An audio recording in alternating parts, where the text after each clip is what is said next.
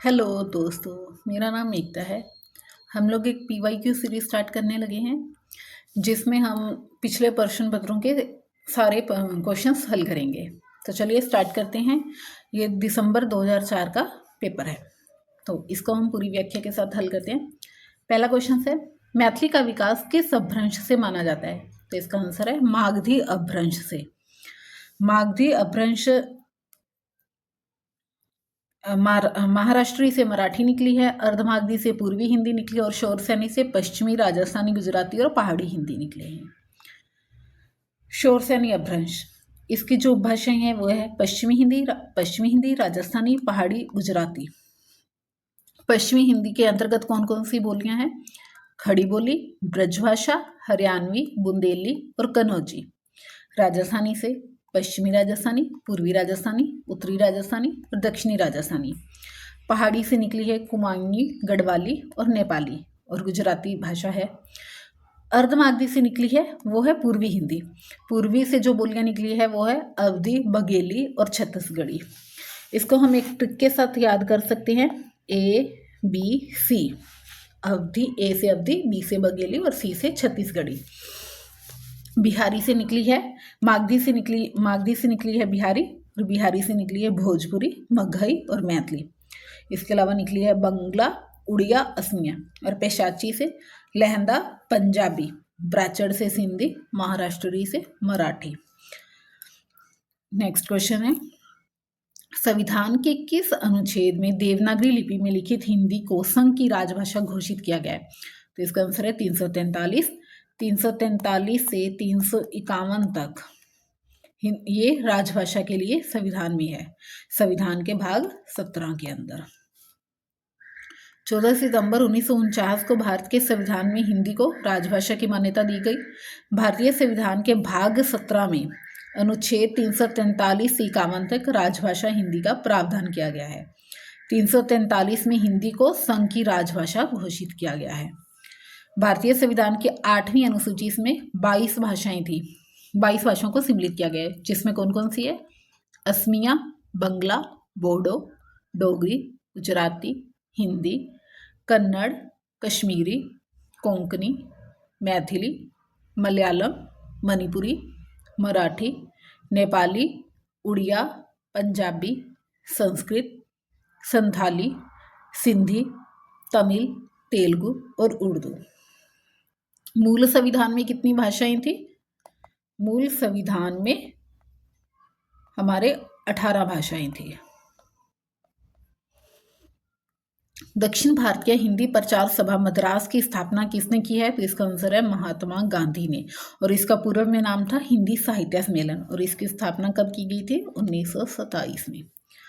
दक्षिण भारतीय हिंदी प्रचार सभा मद्रास की स्थापना महात्मा गांधी ने 1927 में मद्रास में की थी। इस संस्था की स्थापना दक्षिण भारत में हिंदी के प्रचार प्रसार के लिए किया गया था। दक्षिण भारतीय हिंदी प्रचार सभा का पूर्व नाम हिंदी साहित्य सम्मेलन था। कौन सी बोली पश्चिमी हिंदी की नहीं है?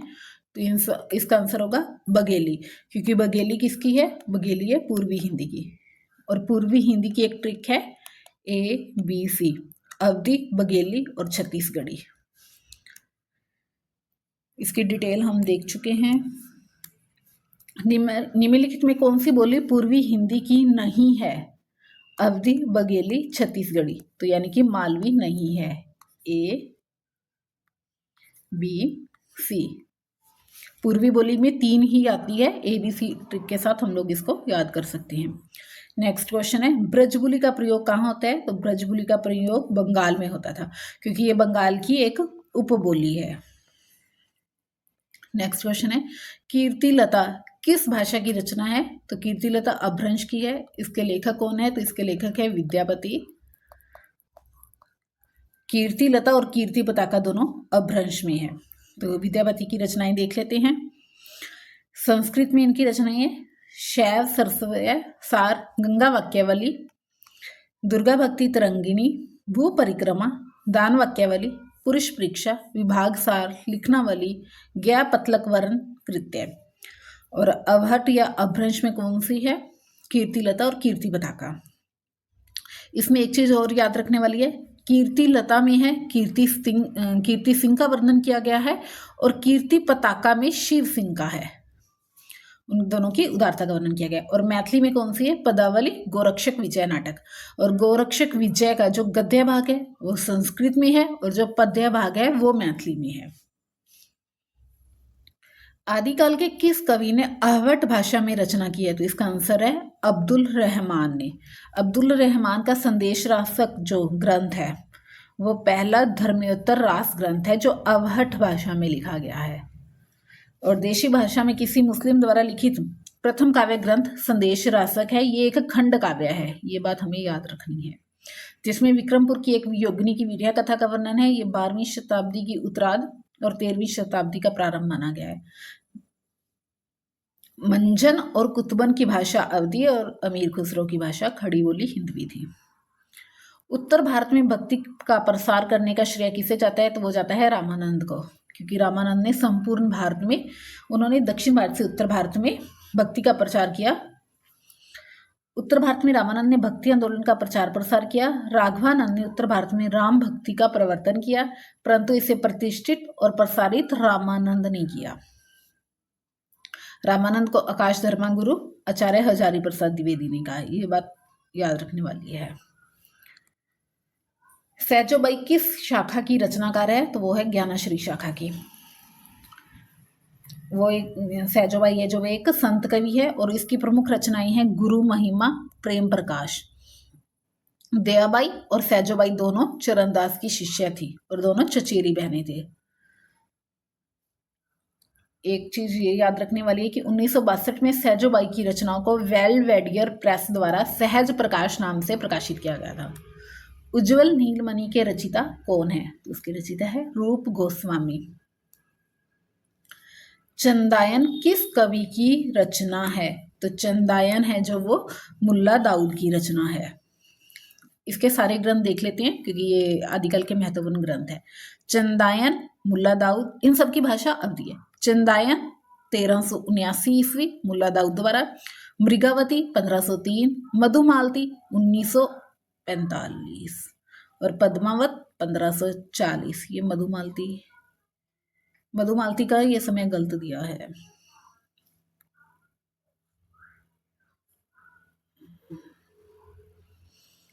मृगावती, कुतुबन, मधुमालती, मंजन, पद्मावत जायसी। इसमें मुझे हमेशा कंफ्यूजन होता था कि मृगावती और मधुमालती में मंजन की कौन सी है और कुतुबन की कौन सी है। तो फिर मैंने ऐसे याद किया था कि ये म है तो ये मंजन की है, और इसमें एक म है तो ये कुतुबन की है। ये आप अपने ट्रिक से याद कर सकते हैं। इसका 1542 होगा मधुमालती का। हिंदी भाषा के मानकीकरण का श्रेष्ठ प्रयास किस पत्रिका में किया गया था? तो वो है सरस्वती पत्रिका में। और सरस्वती की स्थापना थी जो वो काशी में की गई थी, और जिसकी स्थापना चिंतामणि घोष द्वारा की गई थी। और इसका बाद में इलाहाबाद से प्रकाशन होने लगा, और 1902 में इसके संपादक श्याम सुंदर थे, और 1903 में इसके संपादक महावीर प्रसाद द्विवेदी बने, जिन्होंने सबसे ज्यादा काम हिंदी भाषा के ऊपर किया है। सरस्वती एक मासिक पत्रिका थी। आनंद कादम्बिनी 1881 ईस्वी में इसके संपादक थे बद्री नारायण चौधरी प्रेमघन। ये मोस्ट रिपीटेड क्वेश्चंस हैं।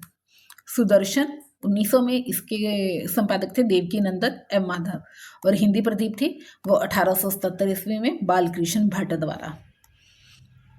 कल्पना पत्रिका का प्रकाशन किस नगर से होता था? तो उसका प्रकाशन होता था हैदराबाद तेलंगाना से, और इसकी स्थापना हुई थी 1949 में, देश के आजाद होने के 2 साल बाद में।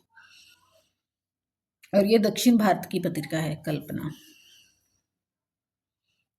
और इसके संस्थापक थे जो वो थे बद्री प्रसाद विशाल। माध्यम पत्रिका का संपादक कौन है? तो वो है सत्य प्रकाश मिश्र।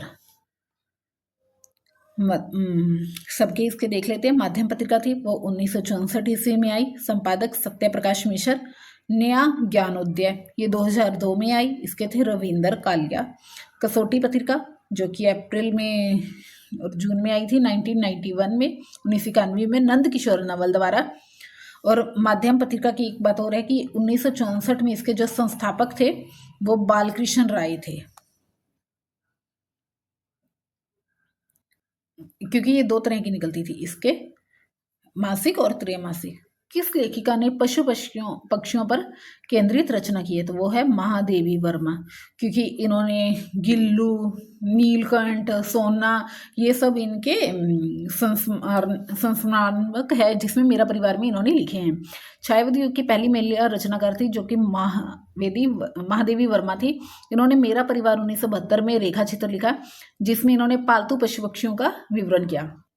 इनके जो पालतू पशु पक्षी थे, नीलकंठ मोर, गिल्लू गिलहरी, सोना हिरनी, दुर्मुख खरगोश, गोरा गाय, नीलू कुत्ता, निक्को नेवला, रोजी कुतिया, रानी घोड़ी आदि इनका वर्णन किया है।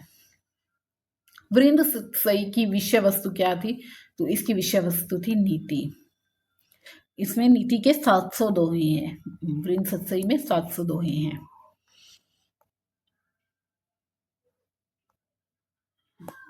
क्या चित्राधार किसकी रचना है? जयशंकर प्रसाद की। जयशंकर प्रसाद के हम कुछ इंपॉर्टेंट काव्य संग्रह देख लेते हैं। तो उनके जो काव्य संग्रह हैं उनकी रचनाएं हैं। उर्वशी 1909, वन मिलन 1909, प्रेम राज्य 1909, अयोध्या का उद्धार 1910, शोकोच्छ्वास 1910, प्रभुवाहन 1911, कानन कुसुम 1913, प्रेम पथिक 1914, महाराणा का महत्व 1914 और चित्राधार 1918, झरना 1918, आंसू 1925, लहर 1933 और कामायनी 1935। रामनरेश त्रिपाठी, इनके काव्य संग्रह हैं मिलन 1917, पथिक 1920, मानसी 1927, स्वपन 1929 और कविता कौमुदी। मुक्तधर पांडे हैं, उनके काव्य संग्रह आंसू, उद्गार, पूजा, फूल, कानन कुसुम। और रमेश्वर शुंकल अचल के काव्य संग्रह हैं मधुलिका 1938, अपराजिता 1939, किरण वेला 1941, करील 1942, लाल चुनर 1944 और विशांत के बादल। भारतेंदु के अनुसार हिंदी नई चाल में कब ढली? तो उसका आंसर है 1873 में। ये इन्होंने अपनी एक इनकी पुस्तक थी भारतेंदु की काल चक्कर, उन्होंने ये इस चीज का जिक्र उसमें किया था। अगला क्वेश्चन है राम कथा पर आधारित काव्य कौन सा है? तो वो है अग्निलीक। अग्निलीक के लेखक कौन है? भारत भूषण अग्रवाल। भारत भूषण अग्रवाल। आत्मजयी है जो उसमें नाचिकेता का वर्णन है और एक वरनारायण की रचिता है। भूमिजा है ये नागार्जुन की है और रश्मि रथ है जो ये दिनकर की रचना है। रश्मि रथी में करण का वर्णन है और भूमिजा में ये मुझे याद नहीं आ रहा, भूमिजा में शायद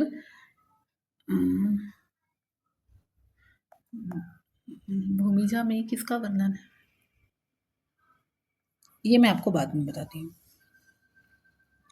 हिंदी साहित्य की गद्य रचनाएं, गद्यविधि। सेठ बांकेलाल किसकी रचना है? तो यह है अमृतलाल नागर की। सेठ बांकेलाल, अमृतलाल नागर के हम लोग सारे उपन्यास देखते हैं। सेठ बांकेलाल उनका उपन्यास है जो कि 1955 में आया था, 1955 में। अमृतलाल नागर के उपन्यास है महाकाल 1947, सेठ बांकेलाल 1955, बूंद और समुंदर 56, शतरंज के मोहरे 1959, सुहाग के नूपुर 1960, अमृत और विष 1966, सात घूंघट वाला मुखड़ा 1968, एकदा नैमिषारण्य 1972, मानस का हंस 1972, नाचो बोत गोपाल 1978, खंजनियन 1981, बिखरे तिनके 1982, अग्निगर्भा 1983, करवट 1985 और पीडिया 1990। ये यशपाल के उपन्यास है, इनको भी देख लेते हैं। यशपाल के उपन्यास है दादा कामरेड 1941, देशद्रोही 1943, दिव्य 1945, पार्टी कॉमरेड 1946, मनुष्य के रूप 1949, अमिता 1956, झूठा सच, ये 2 भागों में है। पहला भाग है 1958 में और दूसरा भाग है 1960 में। 12 घंटे 1962, अप्सरा का शराब 1965, क्यों फंसे 1968, तेरी मेरी उसकी बात 1974।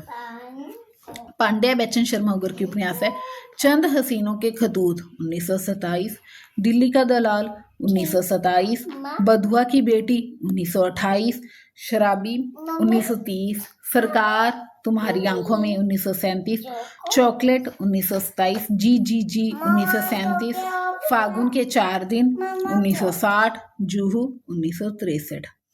भगवती चरण वर्मा की उपन्यास है पतन 1927, चित्रलेखा 1934, 3 वर्ष 1936, टेढ़े मेढ़े रास्ते 1946, आखिरी दाम 1950, अपने खिलौने 1957, भूले बिसरे चित्तन 1959, ये इंपॉर्टेंट है। वह फिर नहीं आई 1960, सामर्थ्य और सीमा 1962, थके पांव 1963, रेखा 1964, सच्ची सीधी बात 1968, सभी नचावत राम गोसाई 1970, कृष्ण और मृचिका 1973।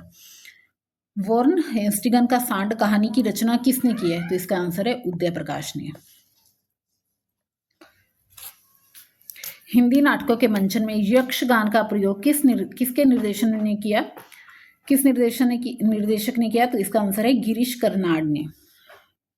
जबकि इब्राहिम इलगाजी, सत्यराव दुबे, कारंत ये आधुनिक महत्वपूर्ण नाट्य निर्देशक है, ये आधुनिक नाट्य के हैं।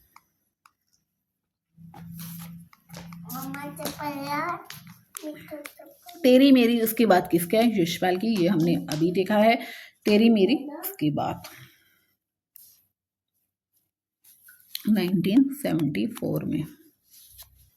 छायावाद का पतन, इसके लेखक है देवराज और ये 1948 में आया था। छायावाद का पतन डॉक्टर देवराज 1948। ये सभी आलोचनाएं हैं, इनको देख लेते हैं। डॉक्टर देवराज की आलोचनाएं, छायावाद का पतन 1948, साहित्य चिंतन आधुनिक समीक्षा प्रतिक्रियाएं। विजय देव नारायण शाही की आलोचनाएं हैं, जायसी 1983, साहित्य और साहित्यकार का दायित्व 1983, छठवां दशक 1987, साहित्य क्यों 1988, शांति प्रसाद द्विवेदी की आलोचनाएं हैं, सामयिकी हमारे साहित्य निर्माता संचारनी। और मोस्ट इंपॉर्टेंट है रामविलास शर्मा, इनकी आलोचनाएं अक्सर पेपर में पूछी जाती है। इनकी बहुत सारी आलोचनाएं हैं, तो हमको सबको याद रखना होगा। प्रेमचंद 1941, भारतेंदु युग 1943, निराला 1946, प्रगति और परंपरा 1948, साहित्य और संस्कृति 1949, प्रेमचंद और उनका युग 1952, प्रगतिशील साहित्य की समस्याएं 1954, आचार्य रामचंद्र शुक्ल और हिंदी आलोचना 1955, आस्था और सौंदर्य 1956, भाषा और समाज 1961, साहित्य स्थायी मूल्य और मूल्यांकन 1968, निराला की साहित्य साधना, इसके 3 भाग हैं 1969, 72 और 76।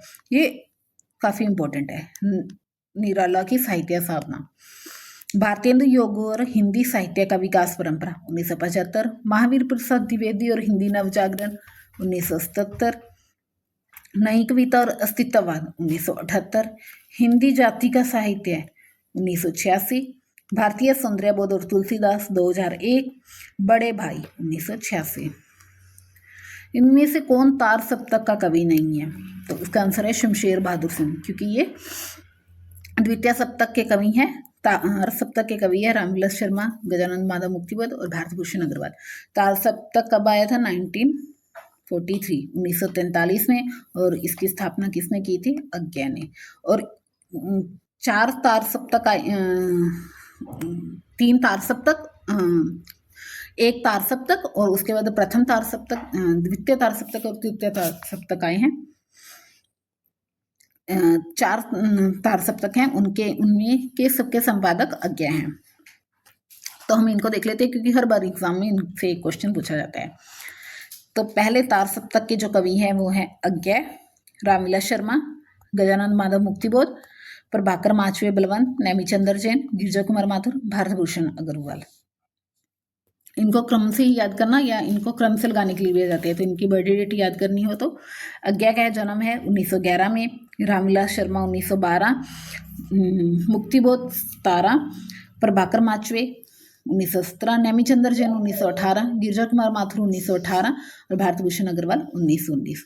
दूसरा सप्तक था जो 1951 में आया। इसके जो 7 कवि हैं वो हैं शमशेर बहादुर सिंह, इनका जन्म 1911, भवानी प्रसाद मिश्र 1913, शंकुत माथुर 1922, हरि नारायण व्यास 1923, नरेश मेहता 1924, धर्मवीर भारती 1926, रघुवीर सहाय 1929। तीसरा सप्तक 1959। इसके जो 7 कवि हैं वो हैं प्रयाग नारायण त्रिपाठी 1919, मदन वात्सायन 1922, विजय देव नारायण शाही 1924, कुंवर नारायण 1927, सर्वदेश्वर दयाल सक्सेना 1927, केदारनाथ सिंह 1932 और कीर्ति चौधरी 1935। चौथा सप्तक जो 1979 में आया, इसके जो कवि है अवधेश कुमार, राजकुमार कुंभन, स्वदेश भारती, नंद किशोराचार्य, सुमन राजेश, श्रीकांत वर्मा, राजेंद्र किशोर। ये इनका क्रम ही ऐसे याद रख लेना। उसके बाद चलते हैं अगले क्वेश्चन की तरफ जो कि काव्य शास्त्र से रिलेटेड है। नील परिधान बीच सुकुमार, खिला मृदुल अधखुला अंग। खिला है जो बिजली का फूल, मेघ बन बीच गुलाबी रंग। इसमें कौन सा अलंकार है? तो इसमें उत्प्रेक्षा अलंकार है। उत्प्रेक्षा अलंकार कहाँ होता है? जब उपमेय में उपमान की कल्पना कर ली जाती है। तो इसमें कल्पना की गई है। नील परिधान बीच सुकुमार, खिला मृदुल अधखुलांग। खिला है जो बिजली का फूल, मेघ बन बीच गुलाबी वन। तो नील परिधान के बीच इसकी चीज की कल्पना की गई है जो कि हमारे कामायनी का सर्ग से लिया गया है। आगे चलते हैं। विखंडन की अवधारणा का संबंध किस वाद से है? तो वो है उत्तर आधुनिकतावाद से। और इसके जो प्रवर्तक है वो कौन है? जॉर्ज देरिदा। विखंडनवाद के जॉर्ज देरिदा। संरचनावाद, इसके जो प्रवर्तक है वो है विको। और नई समीक्षा के इलियट और रिचर्ड। निम्नलिखित में से अर्थ अलंकार कौन सा है? तो वो है प्रतिवस्तुपा, जबकि अनुप्रास, यमक और श्लेष और वक्रोक्ति ये तीनों शब्द अलंकार हैं।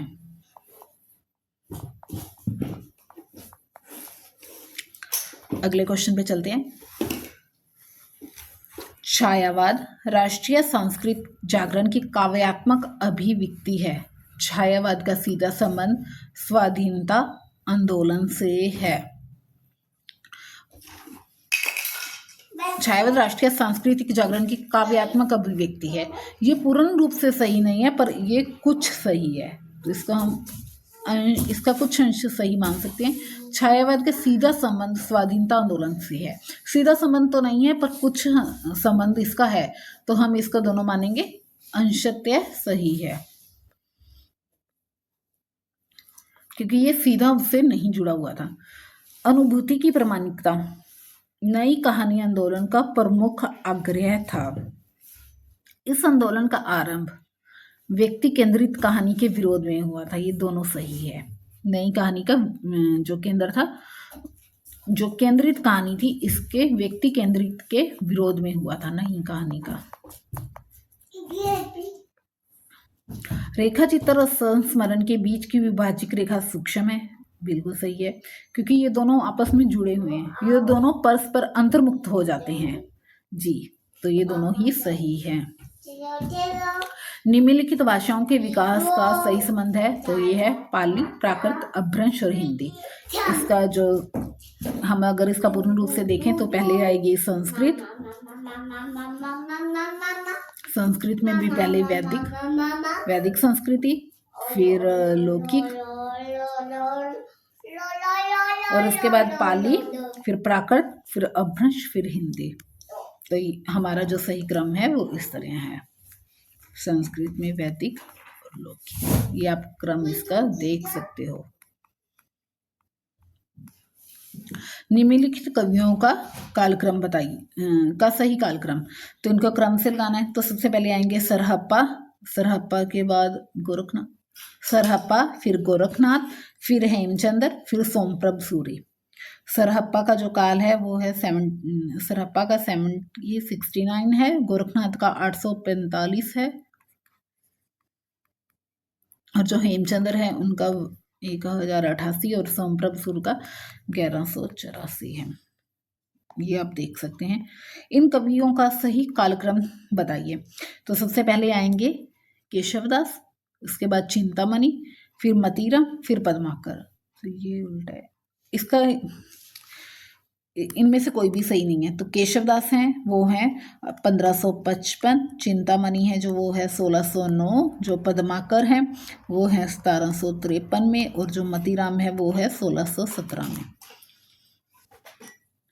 सही क्रम को पहचानें।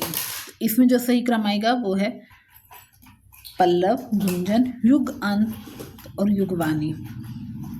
सुमित्रानंद पंत की रचनाएं हैं जो वो इनकी सारी रचनाएं हम देख लेते हैं। उच्छ्वास 1920, ग्रंथि 1920, वीणा 1927, पल्लव 1928, गुंजन 1932, युगांत 1936, युगवाणी 1939, ग्राम्य 1940, स्वर्ण किरण 1947, स्वरंधुली 1947, युगपथ 1949, उत्तरा 1949, वाणी 1958, कला और बूढ़ा चांद 1959, अतिमा 1955, लोकायतन 1964, सत्याकाम 1975 और चिदम्बरा। इनकी वाणियों को इसकी एक ट्रिक है जो हम इस तरीके से याद कर सकते हैं। उगर वीणा पल्लव करके गूंजने लगे।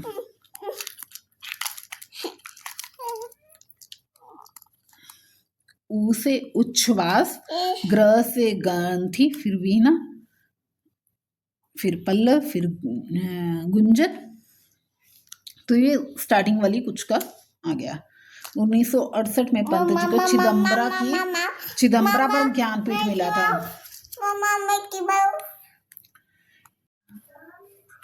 अगला क्वेश्चन है, निम्नलिखित आचार्यों के बीच सही कालक्रम को निर्देश कीजिए। तो इसके हैं भरतमुनि, भामा, कुंतक, जगन्नाथ। भरतमुनि थे जो वो थे 2री शताब्दी में, भामा थे जो वो 6ठी शताब्दी में, कुंतक 10वीं में, और जगन्नाथ थे जो वो 17वीं शताब्दी में। तो अगले चलते हैं। कृतिक कालक्रम दृष्टि के अनुसार सही है। तो इसमें जो सही है वो है पल्लव, परिमल, लहर, नीरजा। पल्लव आई थी 1928 में, परिमल आई थी, पल्लव है जो 1928 में, ये है पंत की रचना। परिमल जो है वो 1930 में आई थी, ये है निराला की। और लहर जो है ये है 33 में आई, जयशंकर प्रसाद की। और नीरजा जो है ये 35 में, महादेवी वर्मा की। महादेवी वर्मा। पल्लव 1928 मित्रानंदन पंत, परिमल 1930 निराला, लहर 1933 जयशंकर प्रसाद, नीरजा 1935 महादेवी वर्मा। हम सारी रचनाओं को देख लेते हैं। रामचंद्रिका थी जो वो 1601 में केशवदास की आई, ललित लाम 1661 में मतीराम की, जगत विनोद 1803 में पद्माकर की, बिहारी सत्सई 1662 में बिहारी की, वरदान 1921 में प्रेमचंद का उपन्यास है, गबन 1931 प्रेमचंद का उपन्यास है, कंकाल 1929 प्रसाद का उपन्यास है, चित्रलेखा 1934 भगवती चरण वर्मा का उपन्यास है, कुल्ली भाट निराला का उपन्यास है, अतीत के चलचित्र महादेवी वर्मा का रेखा चित्र है 1941 में आया। अगले क्वेश्चन पे हम लोग चलते हैं। माटी की मूर्ति 1946 रामवृक्ष बेनीपुरी, पथ के साथी 1956 महादेवी वर्मा के संस्मरण है। रचनाकाल की दृष्टि के अनुसार से करिए। दिनकर बच्चन आज्ञामुखी है। दिनकर है 1908 में, बच्चन है 1907 में, आज्ञा है 1911 में और मुक्तिबोध है 1917 में। तो इनमें सबसे पहले आएंगे बच्चन जी, फिर दिनकर जी, फिर आज्ञा और मुक्तिबोध, यानी कि आज्ञा 1911 और फिर मुक्तिबोध। तो इसके जो है ये क्रम सही नहीं दिया, क्योंकि आज्ञा पहले आएंगे और मुक्तिबोध बाद में आएंगे। अगले क्वेश्चन पे हम चलते हैं। निम्नलिखित से कृति कालक्रम की दृष्टि से कौन सा सही है? तो ये है निहार, रश्मि, दीपशिखा, संध्या गीत। निहार, तो ये सभी महत्वपूर्ण रचनाएं हैं, इनको हम देख लेते हैं। सबसे पहले हम निराला की रचनाएं देखते हैं। निराला के जो काव्य संग्रह वो अनामिका 1938, परिमल 1930, गीतिका 1936, तुलसीदास 1938, कुकरमुत्ता 1942, अनीमा 43, वेला 1943, नए पत्ते 1946, अर्चना 1950, आराधना 1953, गीतपुंज 1954, संध्या कांकली 1969। सुमित्रानंद पंत के हम लोगों ने देख ही लिए हैं। जयशंकर प्रसाद हैं, उनके जो हैं उर्वशी 1909, वन मिलन 1909, प्रेम राज्य 1909, अयोध्या का उद्धार 1910, शोकोच्छ्वास 1910, वब्रुवाहन 1911, कानन कुसुम 1913, प्रेम पथिक 1914, महाराणा का महतव 1914, चित्राधार 1918, झरना 1918, आंसू 25, लहर 33 और कामायनी 1935। महादेवी वर्मा के जो काव्य संग्रह है वो है निहार 1930, रश्मि 1932, नीरजा 1935, संध्या गीत 1936, यामा 1940, दीपशिखा 1942, सप्तवर्णा 1960। अगला क्वेश्चन है, इसको भी लिखना है, कालक्रम की दृष्टि से सही करना है। तो उसका पहले आएगा सुखमय जीवन, जो कि गुलेरी जी की कहानी है। दो बांके भगवती चरण वर्मा, शरणार्थी आज्ञा की है और ठुमरी रेणु जी की है। सुखमय जीवन है जो वो है 1915 में, दो बांके 1936 में, शरणार्थी 1948 और ठुमरी 1959 में। निम्नलिखित में निर्गुण कवियों का सही कालक्रम है, तो हमें सबसे पहले इनका कालक्रम बताना है।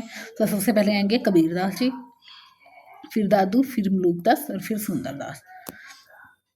कबीरदास जी का जन्म है 1398, दादू दयाल का 1544, मलूकदास का 1574 और सुंदरदास का 1596।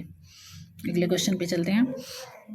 ये महत्वपूर्ण पंक्तियां हैं और इनको इनके कवियों के साथ मिलान करना है।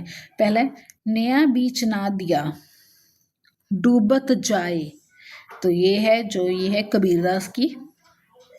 अजगर करे ना चाकरी, पंछी करे ना काम, ये है मलूकदास की।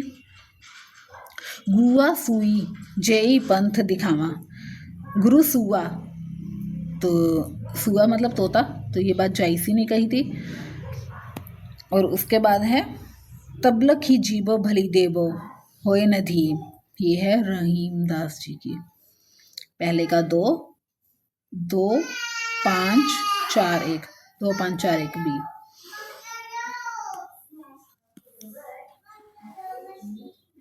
निम्नलिखित रचनाओं को कवियों के साथ सम्मिलित कीजिए। तो ये रचनाएं हैं, सारी इंपॉर्टेंट रचनाएं हैं, तो हमको उनको लिखना है। मृगावती है जो है कुतुबन की, मधुमालती मंझन चंदायन मुल्ला दाऊद की और अखरावट जायसी की। उस्मान की कौन सी है? चित्रावली। तो इसका आ जाएगा 5 4 5 4 5 2 और 1 सी। मृगावती का जो समय है वो 1501, मधुमालती 1545, चंदायन 1379 और चित्रावली 1613। ये अध्याय हैं, तो हमें इनको अध्यायों को उनकी रचनाओं के साथ मैच करना है। सबसे पहले है सम्य। सम्य या सर्ग है जो ये है पृथ्वीराज रासो का। अच्छा, सर्ग इसमें भी दिया है, तो ये है पृथ्वीराज रासो का। कांड ये है रामचरितमानस का, रामचरितमानस है जो कांड में है। खंड, खंड जो है पद्मावत में है और सर्ग है साकेत में है। तो हम इन सब की रचनाओं का प्रकाशन वर्ष देख लेते हैं। साकेत 1931 मैथिली शरण गुप्त, पद्मावत 1540 जायसी, रामचरितमानस 1574 तुलसीदास, पृथ्वीराज राजस्व 1192 छंदवरदाई, और कबीर ग्रंथावली है जो वो किसकी है, श्याम सुंदर दास की। अगले क्वेश्चन पे चलते हैं हम। बिहारी सतसई, देव और बिहारी, बिहारी बिहारी और देव, तो ये देव बड़े की बिहारी बड़े वाले क्रम में से हैं, तो हमको इनको आलोचकों के साथ मिलाना है।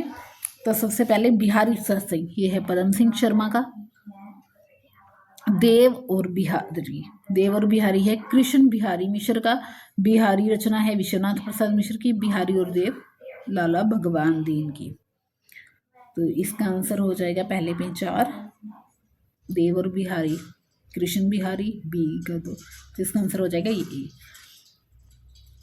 इसमें कंफ्यूजन होता है, तो मैंने ऐसे याद किया है देव और बिहारी, इसमें बिहारी बाद में है तो कृष्ण बिहारी, तो ये बिहारी बाद में है, तो इसका इससे हो जाएगा। बिहारी सतसई, ये है पदम सिंह शर्मा की। देव और बिहारी कृष्ण बिहारी, बिहारी सिर्फ विश्वनाथ प्रसाद मिश्र की है। बिहारी और देव लाला भगवान दीन की। अगला क्वेश्चन है जो इसमें नाटक और नाटककार दिए हैं, तो हमको उनको मैच करना है। लक्ष्मी नारायण लाल का नाटक है वो है राक्षस का मंदिर। पंडित उदय शंकर भट्ट का है विक्रमादित्य। श्री चतुर्सेन शास्त्री का है अमर राठौड़, और सेठ गोविंद दास का है कर्तव्य। इनके हम सम देख लेते हैं, तो इसका आंसर है सी। अमर राठौर 1923 में, कर्तव्य 1936 में, विक्रमादित्य 1929 में, राक्षस का मंदिर 1931 में। अगला क्वेश्चन है जो उसमें अनुच्छेद दिए गए हैं। अनुच्छेद, इसमें ये 3 क्वेश्चन अनुच्छेद के हैं, तो अनुच्छेद को पढ़ लेते हैं। प्रसाद जी ने अपने युग की राष्ट्रीय भावनाओं को बिंबित करते हुए उनका इतिहास बोध सिर्फ भावनात्मक नहीं था, भारतीय इतिहास का उनका ज्ञान बहुत गहरा था, और इसके बारे में अपनी निर्मोह सत्य शोधक दृष्टि के चलती उनकी विचारण बहुत मौलिक और स्वतंत्र थी। इस मामले में वे प्रियम्बृतांत के कतई कायल नहीं थे। वास्तविकता यह है कि लोकप्रिय भावनाओं का इस्तेमाल उन्होंने अपनी इस बेहद आलोचनात्मक पूर्ण दृष्टि को प्रस्तुत करने के लिए ही किया। वे भारतीय जीवन ही नहीं, भारतीय आचरण के भी प्रखर दृष्टा आलोचक थे। उनके नाटकों में हमें इतिहास का गौरव ही नहीं, उनकी कुंठा, त्रास और ऊब का भी उतना ही हिलाने वाला साक्षात्कार मिलता है। उनके नाटकों में चरित्र अक्सर चरित्र से ज़्यादा मनोवैज्ञानिक वृत्तियों और शक्तियों का प्रतिनिधित्व करने लगते हैं। यही वह सदाबहार, सदा प्रासंगिक जीवन है जो नाट्य लेखन की असली प्रेरणा है, ना कि एक तथाकथित अतीत के तथाकथित प्रसिद्ध नायक नायिका। इसमें सत्य कथन बताना है। प्रसाद जी की रचनाएं, उनकी रचनाओं में उनकी भावनाएं व्यक्त हुई हैं। उनका लेखन ऐतिहासिक भावों पर आधारित नहीं है। उनके इतिहास बोध भी वैचारिकता का समावेश है। ये क्वेश्चन उनका सही, उनका दिन दृष्टि का पोषक नहीं है, तो ये गलत है। अनुच्छेद की शैली है, तो इसमें हमारे ऊपर प्रभाव पड़ता है, तो ये है प्रभाव अभिव्यंजनात्मकता। अनुच्छेद का जो लक्ष्य है वो है प्रसाद के साहित्यिक अवदान से परिचित कराना, प्रसाद के राष्ट्रीय सांस्कृतिक चेतना से परिचित कराना, प्रसाद साहित्य के छायावाद की विशेषताओं का निरूपण करना, प्रसाद के साहित्य की कलागत विशेषताओं का चित्रण करना। तो इसका जो लक्ष्य है वो है राष्ट्रीय सांस्कृतिक चेतना से परिचित कराना, बी। तो ये हमारा 2004 का पेपर पूरा हुआ। अब अगले वीडियो में हम 2005 का पेपर सोल्व करेंगे। कैसी लगी आपकी वीडियो, आप सब हमें ज़रूर बताना। Thank you so much.